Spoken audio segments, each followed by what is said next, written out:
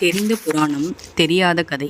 கணபதி தந்த குரு தட்சிணை. முருகப்பெருமான் ஒரு சூரசம்ஹாரம் செய்தது நம் அனைவருக்கும் தெரியும். அவர் சகோதரனான மகா கணபதி செய்த சூரசம்ஹாரம் பலருக்கு தெரியாத ஒரு தத்துவார்த்தமான சம்பவம். வாருங்கள் பார்க்கலாம். மன்னன் சக்கரபாணிக்கும் உத்திரைக்கும் குழந்தை பாக்கியம் இல்லாமல் இருந்தது. ஆழ்ந்த தெய்வ பக்தியும் தயாள குணமும் கொண்ட இவர்களை இந்த குறை பெரிதும் வாட்டி வந்தது. சௌனக முனிவர் என்ற மகரிஷியை சந்தித்தான்.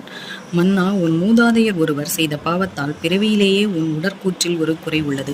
குழந்தை பிறக்கும் வாய்ப்பை உண்டாக்க உனக்கு மேலும் உஷ்ண சக்தி தேவை.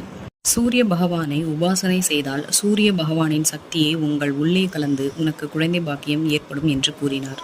மன்னனும் அவரது மனைவியும் தினமும் சூரிய பகவானை 40 நாட்கள் விரதம் இருந்து வழிபட்டனர். சூரியன் அருளால் தங்களுக்கு குழந்தை பிறக்கும் என்று அவர்களின் நம்பிக்கை வீண் போகவில்லை. 10 மாதங்களுக்கு பிறகு